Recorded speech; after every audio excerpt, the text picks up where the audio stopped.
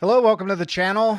Today we're going to do a little bit of bench work. So treat this like a working session in the garage. That's what we're going to do. We're going to put this together and I'm going to explain why in just a moment. Before we get into the material, I need to let you know the video is sponsored by Power Queen, who sent me these two batteries for review, and they sent it based on a prior video that I did where I made a battery bank and I put it in my car and I take it to the field and I absolutely love it. It's definitely one of the coolest things I've done in RC all year. And the reason why is because when I charge up these batteries and throw them in the back of my car, I put them in series and I can pull on the set that I have, I can pull 100 amps off the battery at simultaneously concurrent all day long. And I can dump 100 amps back in. So if I want to do a regen discharge, I can dump 100 amps back into my batteries. So basically, it basically lets me charge every battery I've got at 2C, no problem. And the system just hums along like nothing's happening. It is a really cool setup. It's very flexible and I just love it. And Power Queen saw my video and they're like, hey, that's pretty cool. Could you do a video for our batteries? And I said, I did the power bank video and it was kind of a cursory look. It was in the car already. I didn't really show the details on how I assembled it. So tonight what we're going to do is I'm going to put it together right in front of you. And I'm going to show you how to make the connectors, how to make the terminals, and everything that I use in the video, I think except for I don't know, maybe the heat shrink and maybe even the heat shrinks in the description. A lot of affiliate links in there. So if you use my affiliate links, just be aware I get a little bit of a commission for the channel, but it doesn't cost you anything extra. I also have affiliate links in the description for the batteries, these batteries from Power Queen. And again, if you use my link, I get a little bit of a kickback for the channel, but it doesn't cost you anything extra. Power Queen takes care of that for you. And another thing that I'll tell you is that right now they're having a Christmas sale. So I'm going to head over to the workspace really quick and show you the Power Queen website so you can see it. Here's what it looks like. And then the product is right here. This is what I have in front of me.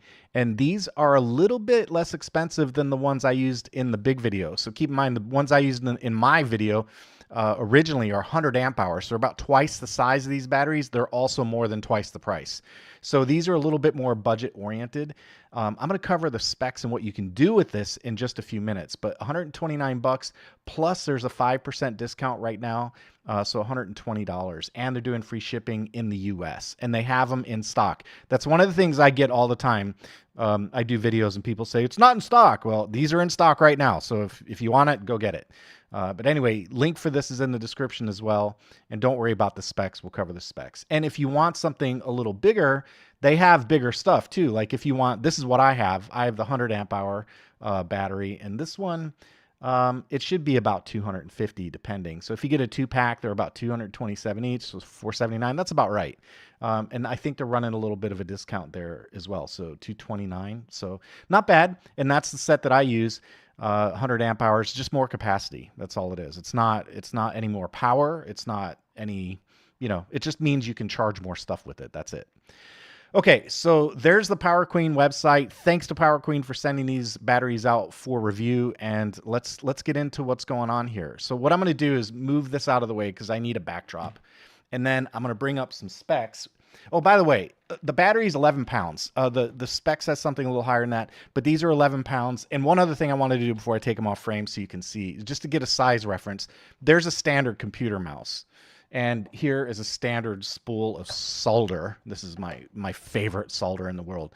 So there's some solder. That gives you an idea of size, what's going on here. They're not too big, and they're only 11 pounds. So that's really, for the moment, that's all we really need out of the batteries. One other thing I'll show you real quick before I set this one aside is they've got the built-in carry strap, which is nice. I like this one. It's a web strap. So there you go. And it'll get flat. It'll get real small. So it'll lay down, and if you need the space, it'll kind of get flat in your car. And there you go. Power strap. Now keep in mind, LifePo batteries, one of the nice things about them is they're very stable. They're very combustion resistant. So there's a big benefit in using those for the use case that I'm working on. Okay, let's get into specs a little bit. The rated voltage on these, I'm going to bring up a power card for you too, because I want you to see that, because it took me a little while to get used to these numbers. But the rated voltage is 12.8. That's the nominal. So you see 12.8, that's actually kind of low. A 12 volt LifePo battery charges up to 14.6 when it's full. The charging voltage, as you can see, 14.4 plus or minus 0.2 volts. See where that comes from? 14.6. The rated capacity is 50 amp hours. Let's talk about that for a little bit.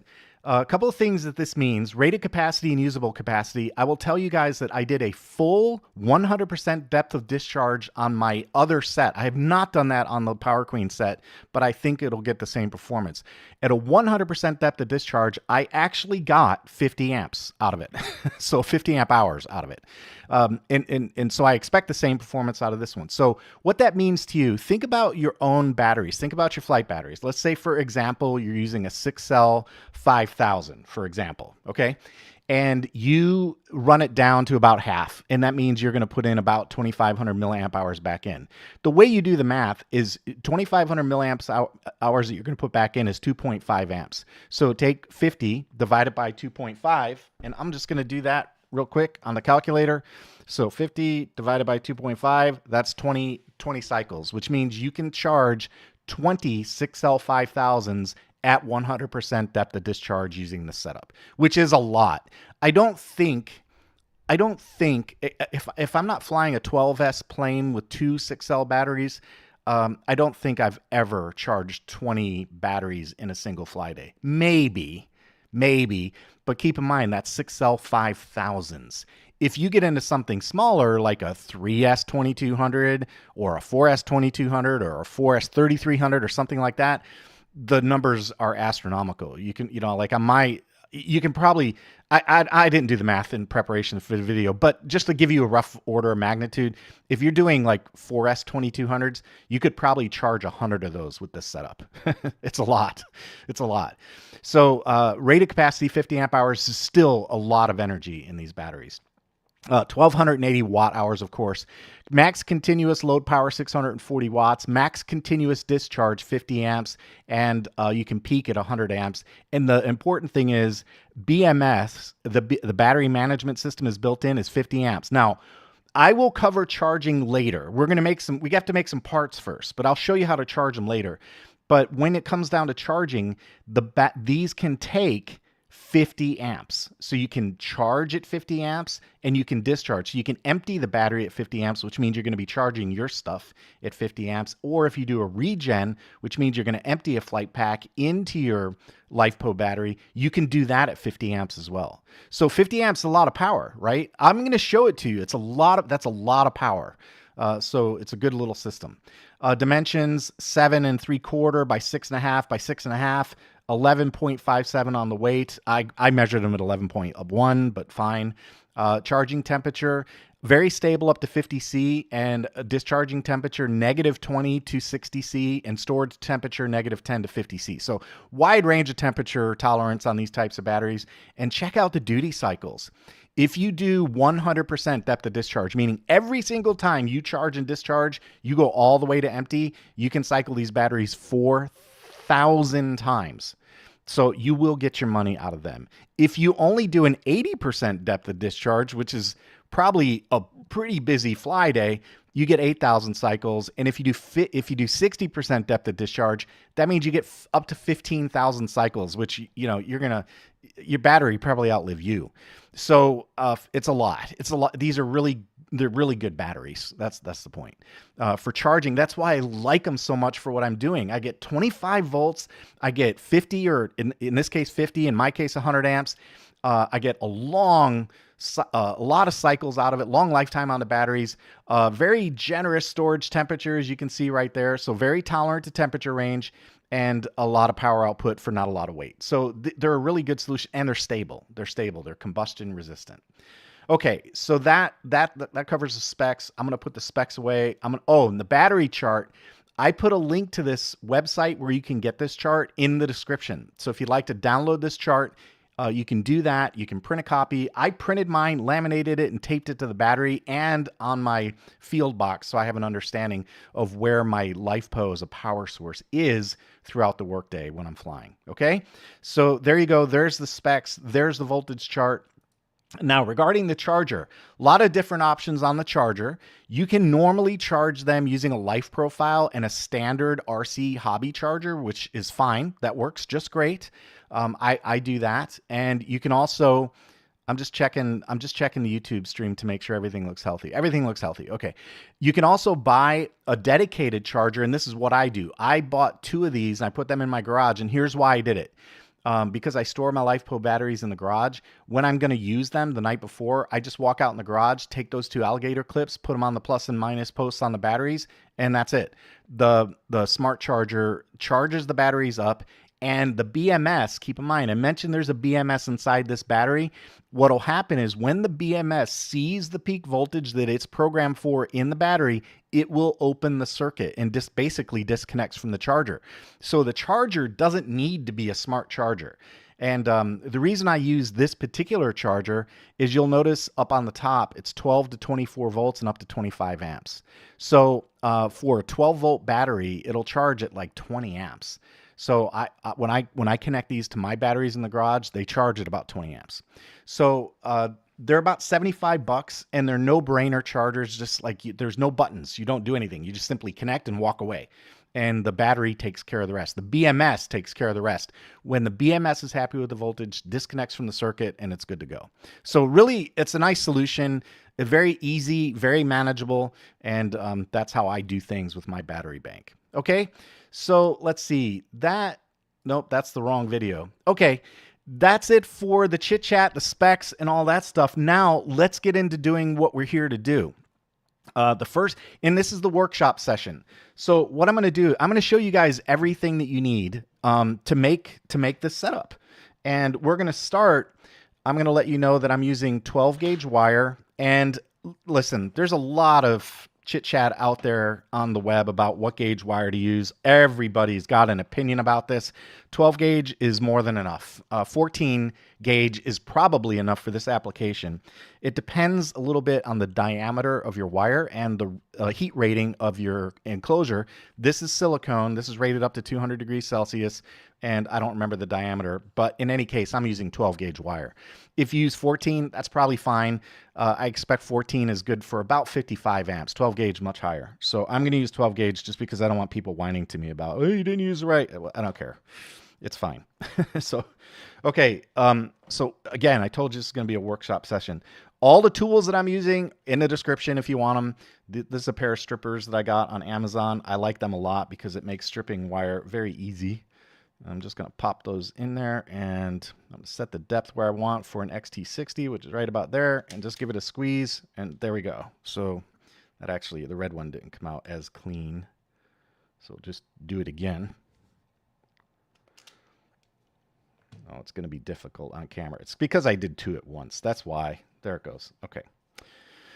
So notice that I put a little piece of heat shrink on there, and the reason for that is in this particular set of wires that I'm using, they're bound together, and I put the heat shrink on there to keep them from separating, because this is the piece that we're going to use to go from the battery to our charger. Okay, and in this brace, I've got a XT60 female in this jig. The jig's in the description, affiliate links. So if you need one. And then what I like to do when I'm working with this thing is I just take a little self-locking pliers and clamp them on the top and use it as a tripod. And that makes my soldering work a little bit easier. Okay. So that's what I like to do. And I already have my soldering iron turned on. Link in the description for my soldering iron, because everybody asks that too. What are you using for a soldering iron? I use a Hakko FX888, and I love it. I've been using this thing for a long time. It's a high quality piece. I love it. So we're going to tin the cups first. Just tin that one. There we go. I'm going to flip it over. And of course, you know, when you do that, you have to change your tripod around, of course. And we'll tin this one. Makes it easier for you guys to see what's going on the workbench. All right, so that's tinned. And we should tin the wire too. So I'm just going to prop that up here, and we'll tin the wire.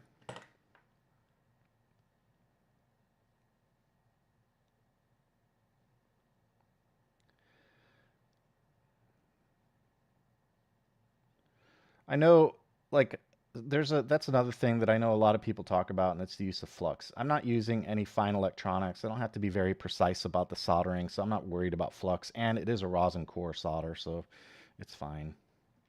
It's not strictly necessary. Okay, here we go. We'll just tin the other one. Gotta get these wires hot.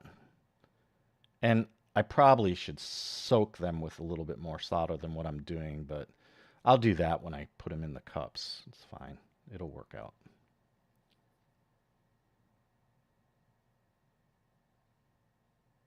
Workshop night.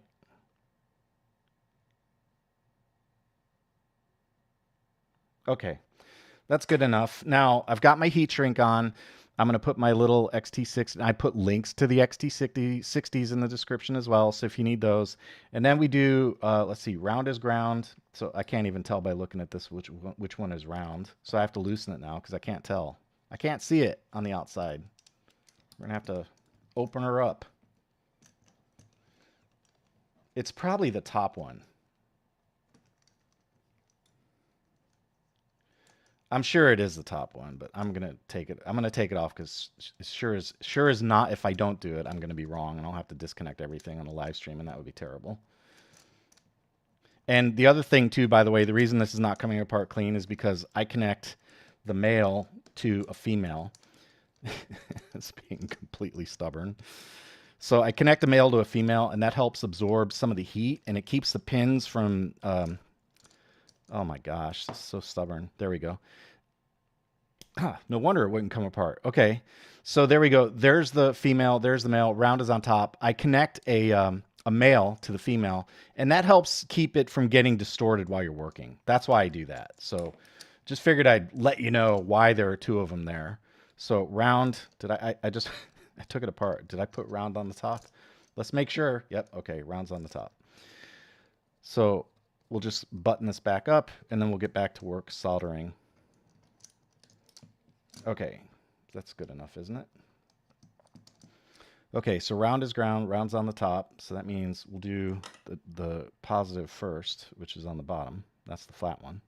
So I'm going to heat up my workpiece a little bit here. We'll put the wire in.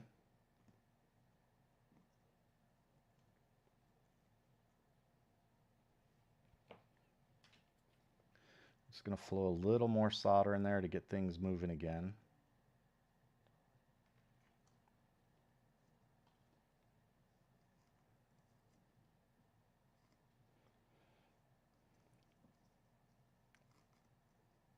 There we go. It's starting to settle in there now.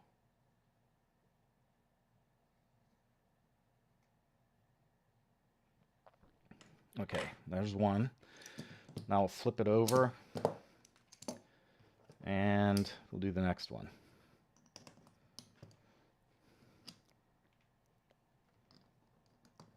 Just trying to come loose on me. Okay, and round on top. Okay, we're good.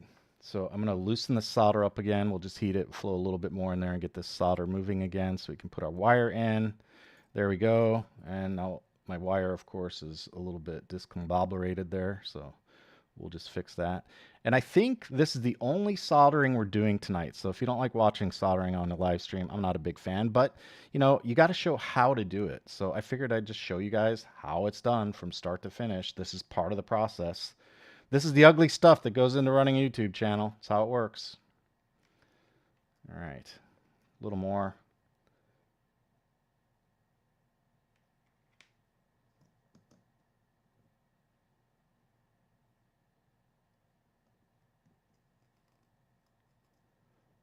All right, it's going to go in here in a second. There we go. Now we're starting to flow. There we go. Okay.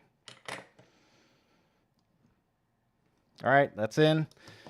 Now we can take it apart, and that's it. That's all the soldering, I think, that we have to do tonight. So I know that's not fun viewing, but it's part of the deal. It's just the way it is. Part of the deal.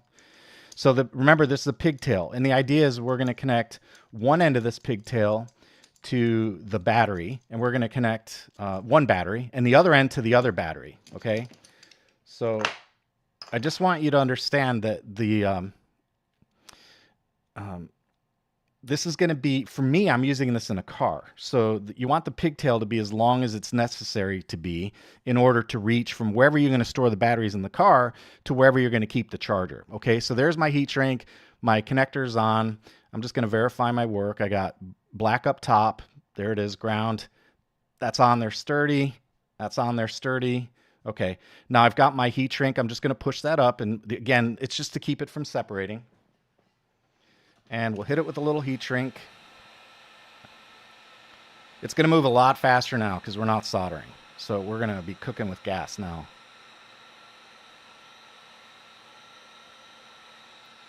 Okay, that just keeps everything together. All right, the next thing we're going to do is I'm going to cut off. I want about 3 feet. It give or take. It doesn't have to be perfect. But I'm using like a mid-size SUV, and I'm going to go from where the battery bank is to the back of the back seat. And we're going to chop this off at about 3 feet. So I'm just going to cut that. There we go. And we're going to set that aside, the stock aside. Now, here comes the part that you may have not seen coming unless you've seen my other video, and that's that we're going to use Anderson power poles. And the reason we use Anderson power poles is because, first off, they're rated for 45 amps. And remember, it's a 50 amp system, so 40 amps, it's give or take, plus they'll go more. It'll be fine. So they're rated at 45 amps, and we want the ability to disconnect and reconnect so that we're moving this from the car or moving it around. It's easy to do, okay? So we're just going to separate this, and I'm also going to put another piece of heat shrink on. And again, the idea is that I want this pigtail to be usable on more than one device, and I want to be able to take it off when it's time to store the unit, right? Actually, that actually looks good. I was going to cut a little, try and even it up, but it actually looks pretty good. Okay, so instead what I'll do is just strip it. So if you've never seen these Anderson power poles, what's so nice about them is they're protected. There's no open metal, and that's what I like about them. So they're 45 amps. They are very easy to connect, and there's no open metal. So when you're connecting and disconnecting things, if something drops, you don't have to worry about whether or not it touches something. They're protected, they're enclosed. So we'll get out a couple of connectors. The other thing I'll tell you too about these Andersons, if you've never done it before, is you need to have the right crimper. The link for this crimper is in the description. The link for these connectors is in the description. The one important thing I'd say about it is you need to have this little, inside there's a little slot that the tongue for the Anderson goes into. But there's one other thing you have to do too, and that's that these, at least in my experience, maybe I'm doing something wrong, I doubt it, but the way I see it is the V is too wide. So it is important before you stick them in there just to take a pair of pliers, and all I'm going to do is just close that V up just a little bit. You don't want to do too much, just a little bit. And there, now that I've closed it up a little bit, it'll be a lot easier to crimp this when I have the wire. See, you got to get that V in there so that the crimp piece can collapse down on top of it. And that tongue, that slot in the back, that holds the whole thing steady so that while you're doing this work, you don't have the metal tang turn sideways in the crimper. So there we go. All I'm going to do now is just, I twisted the wire a little bit. I'm going to stick it right in there, let it rest, and we're just going to crimp this guy. This is a pretty heavy tool. It's got a mechanical ratchet. So all you have to do is finish crimping it, and you pull that out, and there you go. You've got the Anderson crimp right on there. You see? Very nice. Very easy to do. It's not hard. It's not hard. I think I wrecked maybe 2 of these learning, and that was it. And one of them was because I didn't realize that I kind of need to close this V just a little bit. Just a little bit. Don't do a whole lot, because then you won't be able to get your wire in there. All right, so here's the next one. And then we'll just take the black wire. I'm going to make sure it's twisted. It's good. Okay. And I'll show you again. We're just going to set the black wire right here in the V, and we're going to compress the crimper. That's it. And there you go. there are the tangs on the crimper, on the Andersons. Now all we do is you go on the back side of the Anderson power pole and you slide it in. So let's see. I want to make sure I get it right. This is the back side, and it's kind of hard to see, but there's a little slot right here, and the top piece is wide. So the tang goes down like that. That's how it goes in there. So we'll just take that and slide it in, and you give it a little push, and that latches it into place. There you go. There's the black one, and we'll do the same thing for the red one. Again, there's the little ledge right here, and that goes up top. And then we take our tang. You see how there's a little, it's kind of like a hump right there. That has to go up toward the top. And then we just slide that in just like that. And there we go. So our pigtail is now finished. The only thing left to do is to slide up our heat shrink. Again, now don't push this up too far because this has to go to your battery. So this one you need to give yourself a little room because you are going to open this up a little bit. All right. So we'll do that one maybe about, I don't know, maybe about a foot, maybe about 12 inches or so, give or take.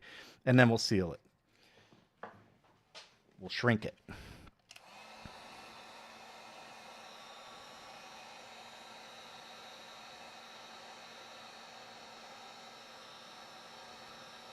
Okay.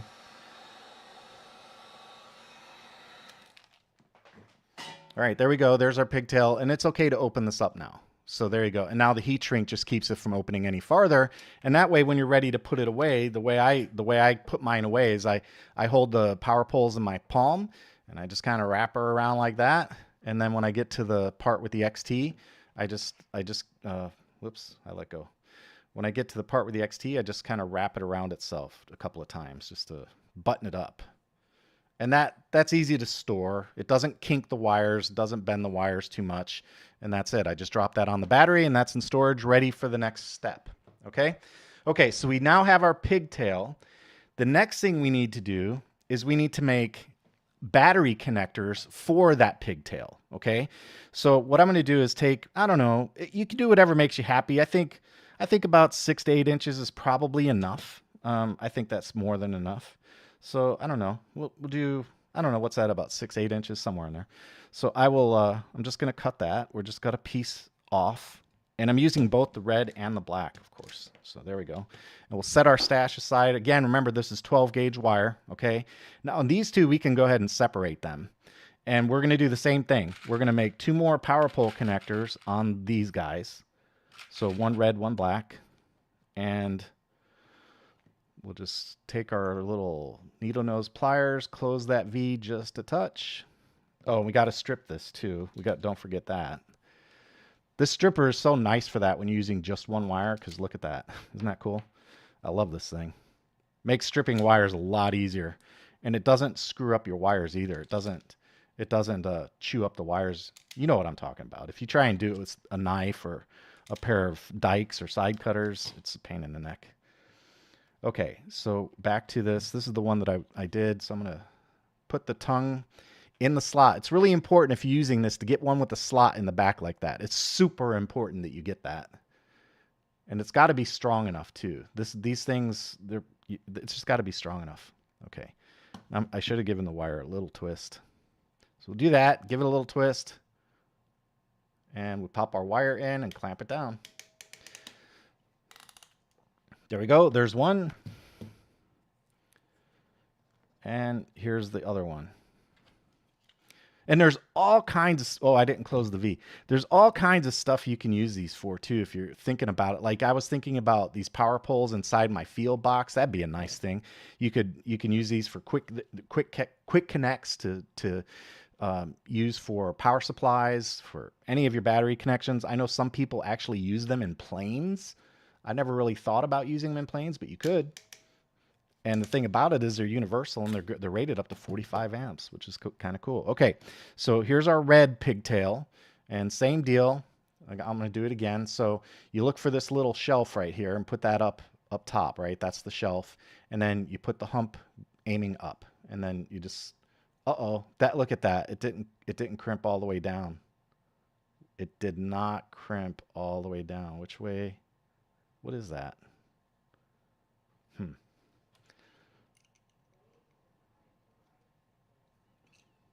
There we go.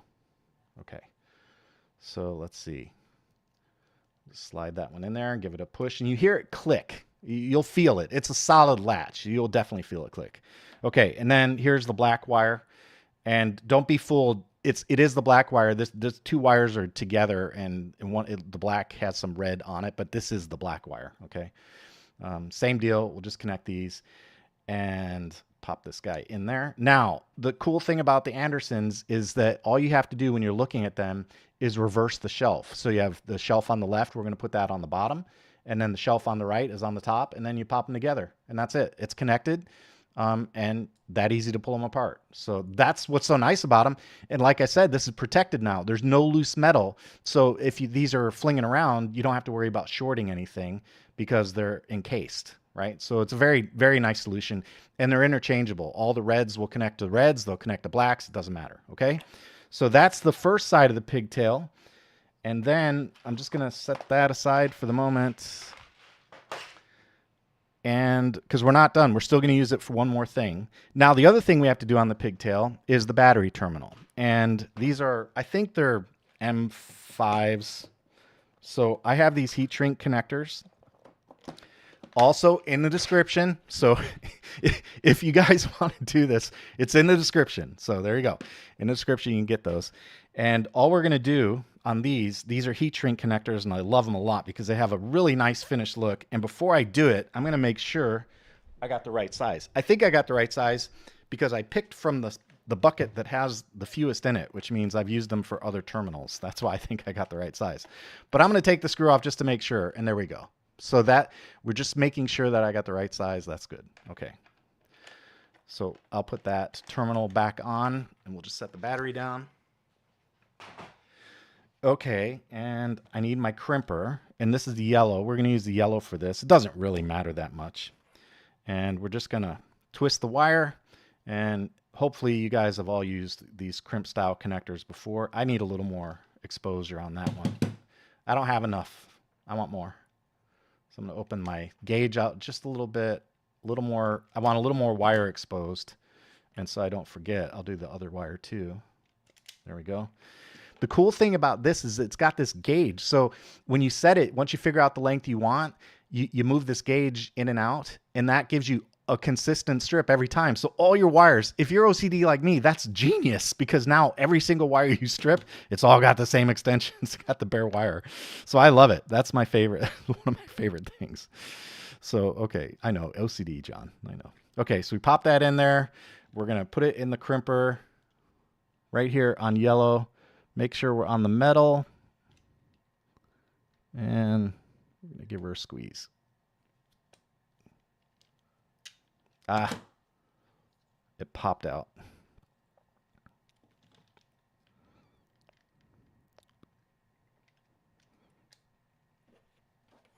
There we go. There we go. Now that's in there. All right, now we'll do this one. Same thing. Slide that guy in there, and we're going to give this one a crimp. I'm doing this on yellow. Make sure you're on that metal. Got to make sure you're solidly on that metal. Okay, there we go. All right, that's on there. Now, here's what I like about these so much is that they're heat shrink. So after you've crimped them, after you crimp the metal, you come behind with your heat gun and just kind of hit them. And it shrinks up really nice and gives you a very, very finished piece. So there you go. That's one terminal. And we'll do this one.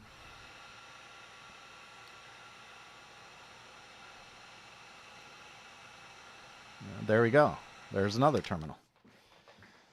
Okay, so now we've got our pigtails, and this is what we use to connect our battery pigtail to the series connection that we're going to make. Okay, so I'll bring that back in so you can see it. So here's our battery connector. And this is exactly what I have in my car, and it works great. It works fantastic. I've been doing it for months now, a couple months at least, and it is really good. I can't seem to get the ends together. There they are. All right. So here we go. Top and bottom. top and bottom. There we go. So you get the idea, right? So now these, what happens is these stay on the battery. These never come off. They stay on the battery. And then when you're done at the end of the day, you just pop these two guys off and you can store this and put it in the back of your car. I do it because when I'm carrying the batteries, I don't want this to be flopping around. I don't want to trip on it. If I'm charging it, I don't want it in the way. So that's why I did it this way. It's a disconnect, and I can use it for other things. And by the way, I've made a couple of these. So my production set, I have like 3 sets of these and a handful of these. And that way, if somebody else shows up flying and they want to plug into my battery system, it's very easy. I can just hand them an XT60 and go, here you go. It's all the power you need. So that's why I do it this way. It's very convenient. It's scalable. It expands, right? Okay, so I'm going to set those aside, and we have one more thing that we have to make, one more wire that we have to make. And I thought I already had a single wire to do this. There it is. I do have a single wire to do it. I had it wadded up. Okay, so this one is our series connector. Okay, now we don't have any soldering to do on this. All we have to do is strip, and this one's getting an Anderson, so I'm going to put my gauge back where it was. We're just going to strip these ends off, and we're going to do the Anderson connection on here. Like that. That's done. Get the power poles in here. Now, this is one single wire, and it doesn't really matter what colors you use. It's a series connector, okay? So the problem is you're going to be doing red to one side and black to the other. So if you want to match them up, you can take out 2 colors. You can do both black. You can do both red. It doesn't really matter. Doesn't matter. The electricity doesn't know anyway. All right, so same deal. We're going to close the V just a touch. Pop this one in here. And we'll twist our wire.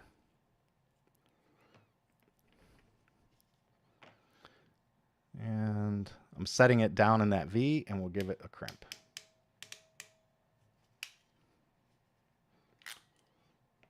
Okay, that one looks good. And we'll do the same thing on the other side. Got to bend this V in a little bit. If you guys know anything about bending these, and if that's not the right way to do it, or if I'm missing something in the crimper, like if you have more experience than I do with this, please let me know in the comments. I'd love to see if I'm doing something wrong. I don't think I am, because they seem to work well when I'm done. But if you know something I don't, please feel free to leave a comment. Okay, so crimp that one.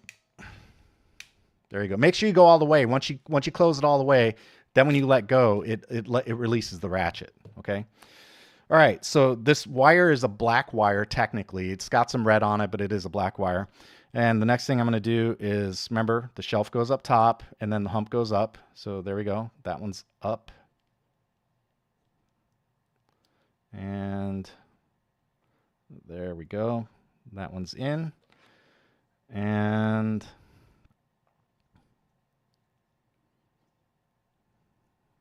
here we go. That one's in. Okay, now I just remembered we actually have to make another set of these. We have to make 2 of these because you're going to do one for series and one for your pigtail to the battery. So we're going to make one more set of those. And we'll do the same length. It just takes a minute. This doesn't take too long. Because this is what we're going to use for the series connection. You need one for the charger and one for your series connector. So I'm sorry, but I lied. I know you thought we were getting close to being over, but got to do the work.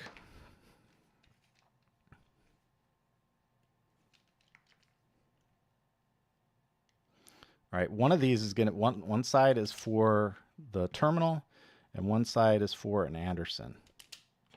So one side for terminal and one side for an Anderson. Okay. Now we need the terminals out again.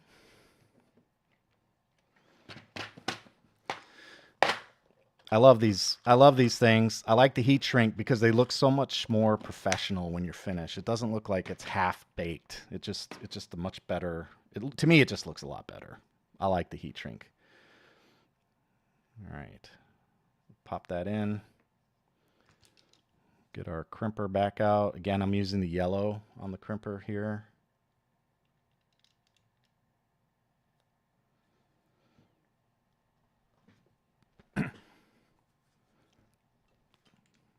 Okay, that's one.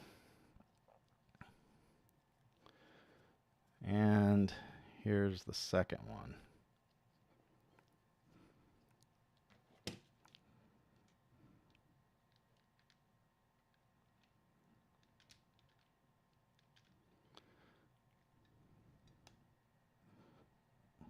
It's trying to slip off on me again. There we go. I got you now. I got you now. You're mine. All right. Now we'll heat shrink these. Isn't heat shrink satisfying? What is it about heat shrink? I love it when it starts shrinking up. And then it makes that nice seal. And I think, I'm not sure, but I think there might be some glue inside these as well. Because I think it kind of glues itself to the wire. But these things look really good when they're done. You know what? I don't like the plastic ones because when you do what I just did on the plastic ones, they look damaged. You know, it's kind of like they look bruised. All right, we're almost, now I promise we're almost done. We're almost done making the parts. We just need 2 more Andersons. We'll do 1 red, 1 black, and then we will honestly be almost done. Okay. You guys have seen this. I think this is 8. I think there's 8 of these. That's what I think I've counted, is 8. Okay. And I don't think I need to do the narration anymore because if you haven't caught on by number 8, man, you might have to press the rewind button on the video. All right, here we go. Whoops. All right, there we go.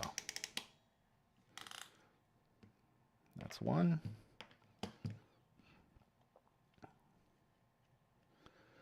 It's a little bit of a job, man, but I'll tell you what, the payoff is just so worth it. It's such a nice system, man. I really like this system. And for the record, yes, I came up with this on my own. I didn't have any help. I just said, hey, you know what? I think that'd be cool. So I did it. All right. So here we go. All right, there's that one. And here's the last power pole connector that we're making, the last pigtail. All right, that's it. All our wires are done now. Now we get to put the whole thing together. So let me get the batteries back up on the bench.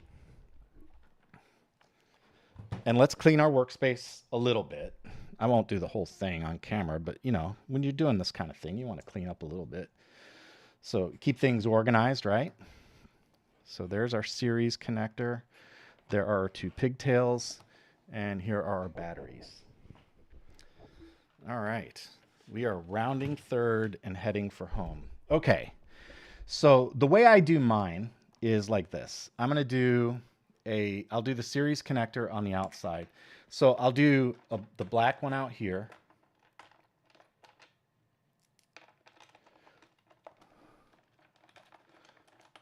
So that's it. So 1 terminal there for your series connector, okay? And yeah, there you go. And depending on your car and your arrangement, like, you know, if your car, like if you want the terminals in the back, you may want to switch this, you know, or you might want to put this, like if you want your, oops, sorry about hitting the camera. But if your terminals are in the back and you want the terminals toward the back of the car, let's say that's the back of the car, what I do on mine is I keep the series connectors on the outside and I aim them toward each other like that. Okay, so there's one, there's the ground, and then the next one is the positive wire.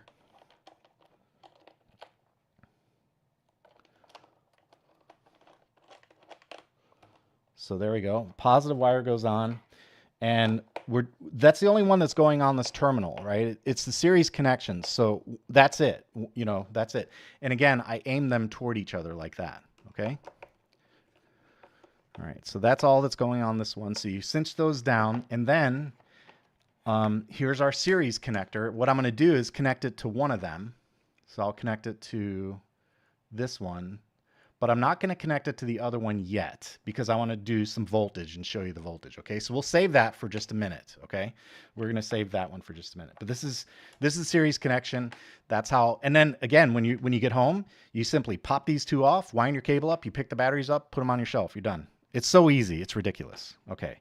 Now the next thing we have to do is we're going to put our pigtails on for our charger connection. This is if you think about it as a battery, you have a plus and minus lead, right? This now becomes the plus. This is the positive. And this one is now the negative. of your battery. Okay, and this is what gets us the 24 volts. Okay, so, and that's all I'm doing in this particular example. So I'll screw these down too. And again, you might, you know, on my car, mine goes straight back. So I leave these going straight out just like that. And, you know, cinch them down a little bit. You don't want those being, you don't want them loose. So cinch them down. Okay, now hopefully you guys can understand why I went through all this with the Andersons.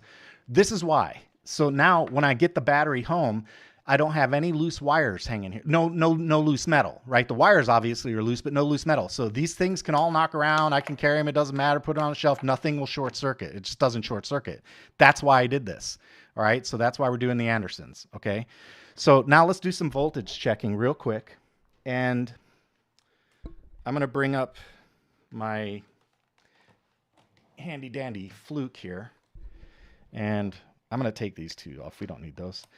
And we're going to put the meter on. I think you guys, yeah, you can see it. There it is. All right. So the first thing we'll do is just check the voltage on one battery. All right. There's 13.2.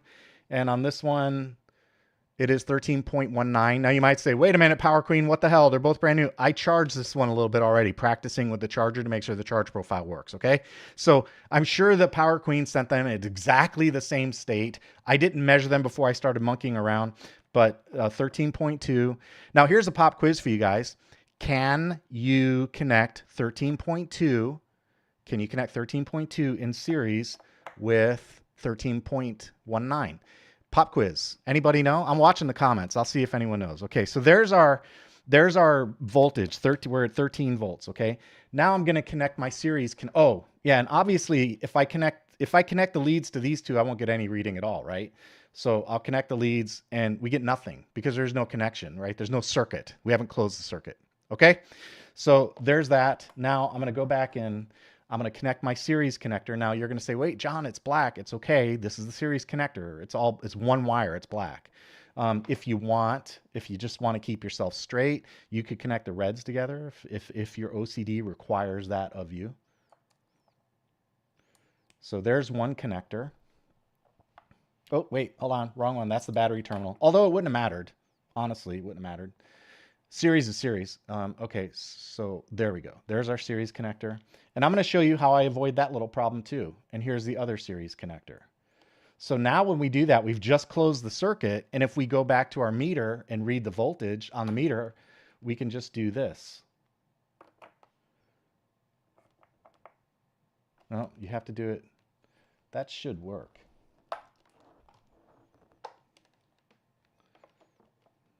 That should work. That should be 25 volts. I don't know why that's not working.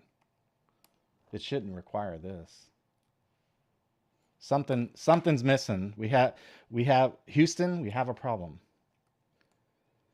So we're connecting ground to red. Yep, this is black to red. And that's connected in series. Do I just not have... Oh, was that it? Ha ha! It was a loose Anderson. This Anderson didn't snap all the way in. There it is. Okay, I thought I was going crazy for a minute, but there you go. There's your 26 volts, okay?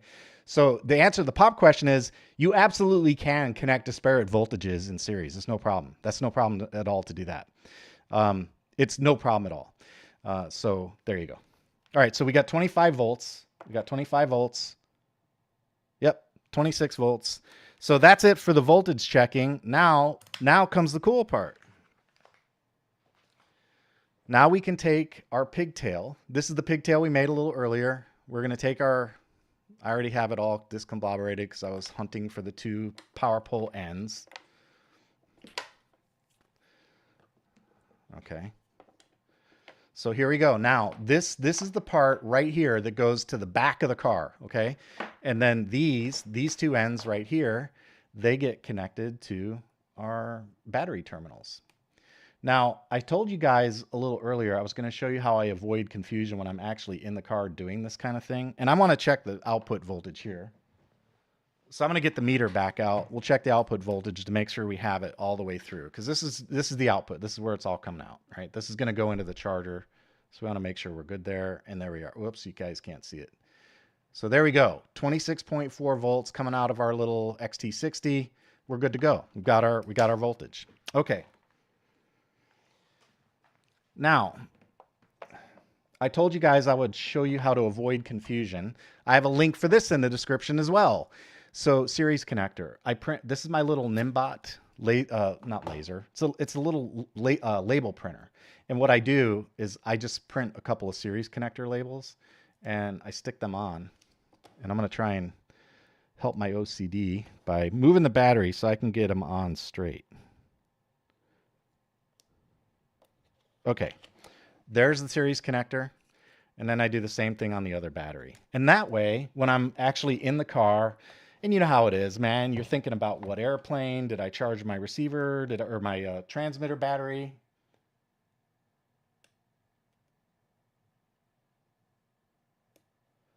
Dave's calling you on the other line, asking you to bring a ugly stick to the field today, and you didn't really want to bring the ugly stick to the field today, and your wife's asking questions about when you're going to come home.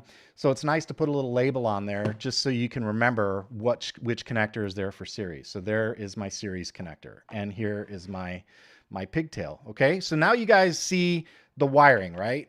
I hope you guys understand the wiring. I tried to make sure it was all on screen at the same time. So let's just go through it one more time real quick so you can see it. From this post to this post, it's a single wire, and that's in series. I made this big enough so that I can put this in my car behind two seats, right? So make this as long or as short as you need, all right? But just one wire there, that's how you connect in series. And then off the other two posts, there's other pigtails, and this is where I put the spare pigtails. So if I'm at the field and somebody wants to plug into my system, I have spare pigtails there to do it, all right? And I just have some Andersons, and I even keep these extra long pigtails to the charger in my car. So if somebody wants to plug in, I just say, here, plug that into the battery, and off you go. All right, so that's now going to the charger. Now, let's do some testing. Let's put it to the test. And I'm going to kick this thing into nuggets hard because I want you guys to see just how cool this system is. Okay, so here's my wire. Clear all this crap off the desk so it makes for better looking video, right? Life of a YouTuber. All right, we're gonna bust this guy out, and here we go. This is what's so cool about it, man. I'm telling you guys, I mess around with stuff like this too much, I think. Okay, so here we go. Here's my pigtail. I'm gonna plug that into my Hoda F6. There we go. There's the Hoda F6, and I'm gonna get rid of the stand because I think you guys will get a better look at the screen with the stand gone. And I'm going to start connecting batteries. So we're going to punch this into nuggets and see if the Power Queen delivers. I think it will. I think it'll be fine. Okay, so there's one connection and the mains. So that's a 6200 6-cell, in case you're wondering. And here's another one. So another 6200 6-cell. Oh yeah, we're going to hit it. We're going to hit it. I want to see it work. I love this stuff, man. All the power. I love all the power. I like being able to do whatever I want to do without constraint. Just the way I roll. And we're going to plug this one in. So there's that. We got that guy. Okay, so now these are 5,000. So I got a 6L 5,000, 6L 5,000, 6L 62, 6L 62. Now I'm going to get on the Hoda. I'm going to zoom in. So you guys see the batteries now. You know what I have. And you can also see on the screen what's going on. Okay, here we go. This one's on standby. I'm going to put this one on, what do you guys think, 10 amps? We're going to do 40 amps, right? So we'll do 40. We'll do 10 amps each.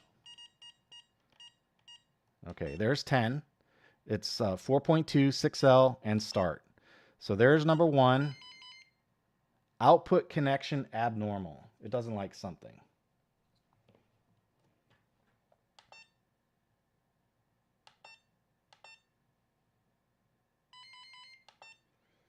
Okay, output connection abnormal. Oh, I see. There, I think I might have found it. Nope. Output connection abnormal. I see 26 volts in. Let me try a different one. Let me try a different battery and see if that starts. Okay, that one's starting, so maybe it's something to do with this connector.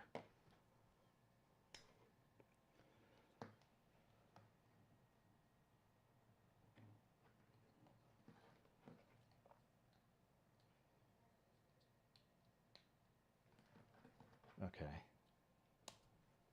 Let's try it one more time. There's 10 amps on that one. I don't know. It doesn't like that. It's not happy about something. That's okay. We'll try. We'll come back to that one. Let's get this one going.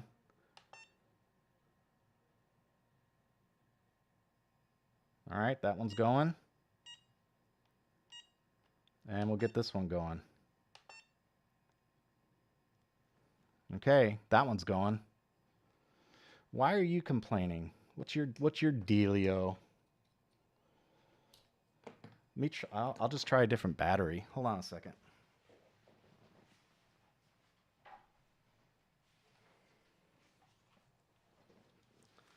I don't know why it's complaining like that. It can't be the battery, but we'll see.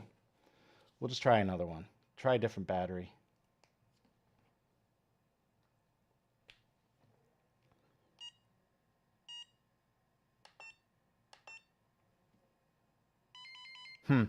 Something's not happy on that port on the Hoda. I don't know what it is, but that's disappointing. I guess I'll have to look at that into it later off screen. But we're getting 30 amps, right? So there's 10, 20, 30 amps going out of this guy right now. Let's disconnect this thing.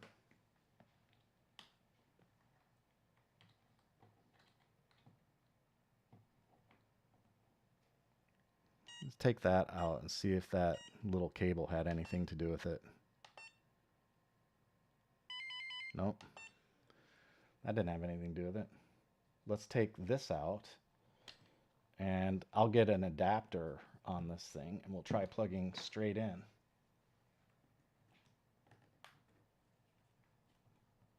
Yeah, that's not going to work. This has to come off.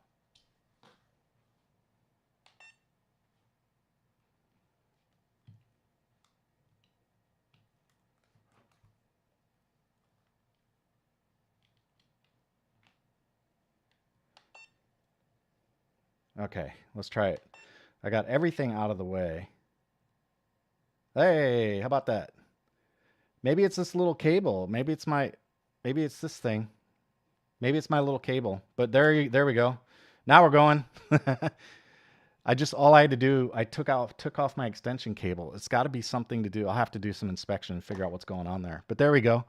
Now we're there. So there's 10 amps, 10 amps, 10 amps, 10 amps, 40 amps right out of that series connection. So there we go. Robert says chargers like kids and cats. Yeah, I knew the charger would do it. And I don't know if Tim is on. Tim had a problem with the Hoda not too long ago. He popped something and he had a problem with one of his channels. But I kind of knew it. I knew it would work. It kept saying output connection error, and all the others were working. But there you go. There's the 40 amps. Now, if you really want to see something cool, watch this. So while this is all going on, I'm going to stop this one. And so that one's now stopped. Now I'm going to do a regen discharge. So check this out. We're going to go under select task, and under task, we're going to go down to a regen discharge and hit go. And we'll set it to 3 points. I don't know. I'm going to set it low so it doesn't stop early. So there we go. We'll just set it down there. And we'll set I'm going to jack the current as high as I can. Whatever the Hoda will take, 15 amps, fine. And start. Now check this out. While we're pulling 30 amps in on these three, like 1, 2, 3, we got 30 amps coming in. And we've got, let's see how high it climbs. But I set it for 15. We'll see how high it goes. This is why I love this system right here. This is why I love it. Because I can do whatever I want. And that's a high rate, like 11 amps. It's a pretty high rate. You know, that's a pretty good rate to discharge into your battery. And I can do it on this one too. I can say, well, I'm going to stop this one. I don't want that to be going. I'm going to stop that. and I'm going to set it. It remembers that I did regen discharge at 15 amps. So I'm just going to hit start. Now I have this one, these two doing regen discharge, and these two doing charge. This is what I love about this system. Isn't that cool? And no fires, nothing's burning.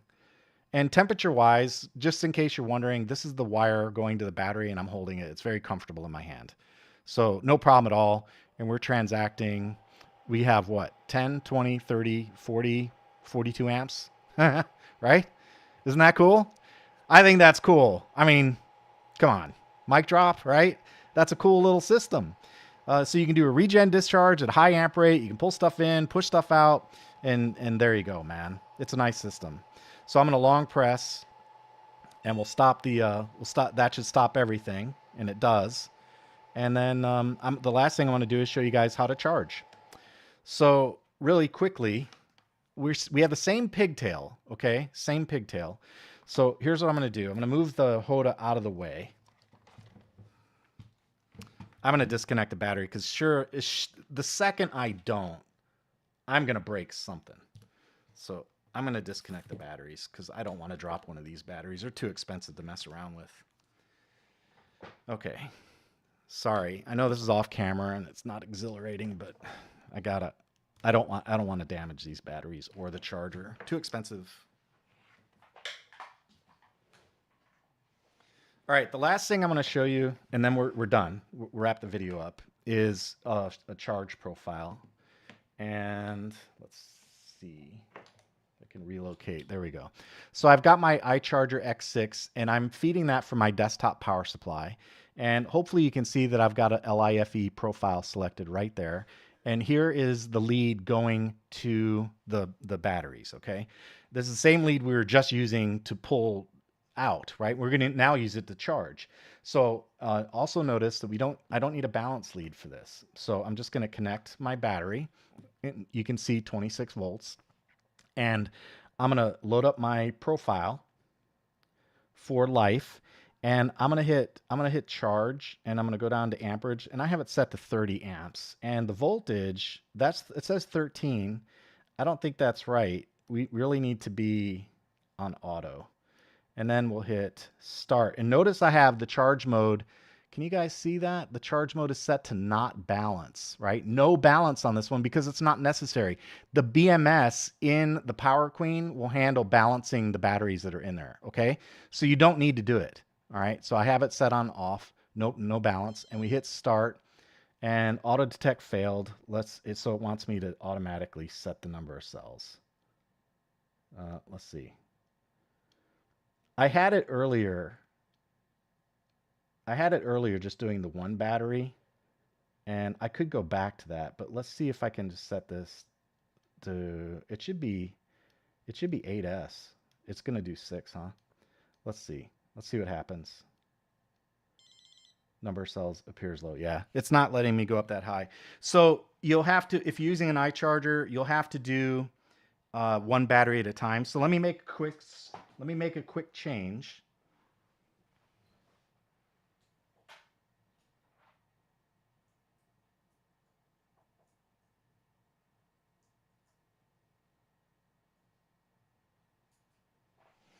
Okay, I just switched it over. You can see it dropped from 26 to 13. All I did was break the series connection and move my battery line over to the other wire that I broke from the series. That's all I did. Okay, so now we'll do it again. We'll hit charge. I'm going to put it on auto. I guess it's not picking up 8 cells. That's the problem. So it wants to call this 4 cells, and we'll hit start. So big deal. We have to charge them one at a time using an iCharger, but that's fine. But there you go. Now the iCharger is going to start going, and you can see it's pumping 19, 17, 15 amps, 14 amps. So we're putting the amperage in, and keep in mind, you can charge this at 50 amps. So if you have a charger that will support it, it can take 50 amps going in. So the iCharger, for whatever reason, it's settling at 7.5 amps, and there you go. You don't need a balance connection. That was the main reason, the main thing I wanted to show you. No balance connection required for this because the BMS handles it. That's what the BMS does for you, okay? So we're hitting the recharge at 7.2 amps right now, and you can run that. let it go. And keep in mind, if you use the dedicated charger that I talked about, the LifePo charger, this guy, all you do is just connect those to the terminals, and you can use that at either 12 volts or 25 volts. And I have tested it, works on both.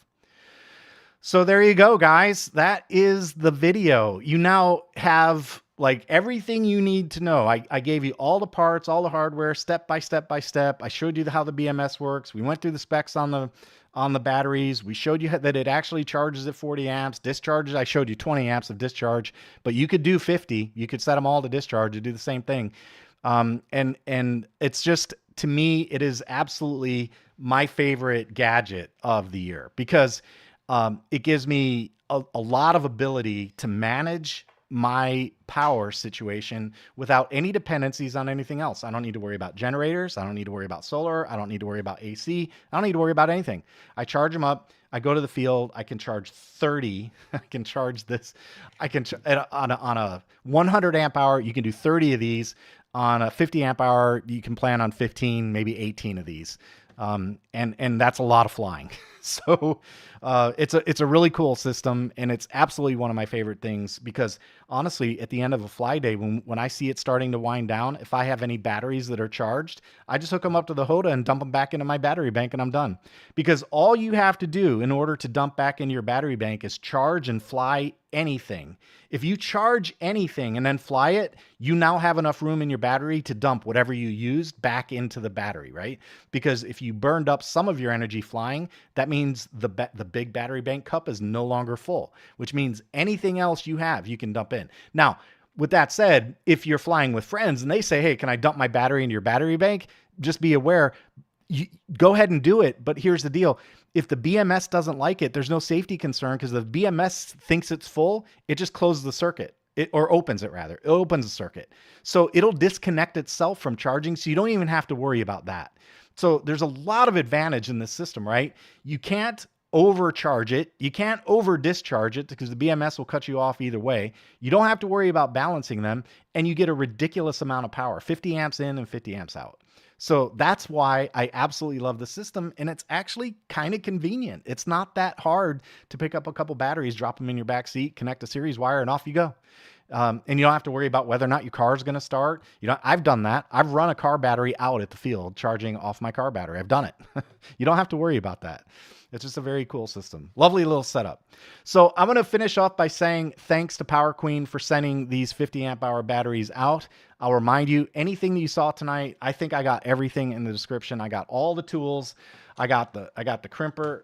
I got the, I didn't do the batteries. And I didn't do the iCharger, but all the tools, right? All the tools, all the power pole stuff, all the connectors, even the wire. I got the 12 gauge wire in there, the heat shrink connectors, this particular battery or wire stripper there, and even the jig and the XT60 connector. They're all in there. It's all in the description. So if you guys want to do one of these on your own, everything you need is in the description. So help yourself. And thanks to Power Queen. If you want to get the battery, if you visit Power Queen, that's great. It's very nice of them to sponsor the video.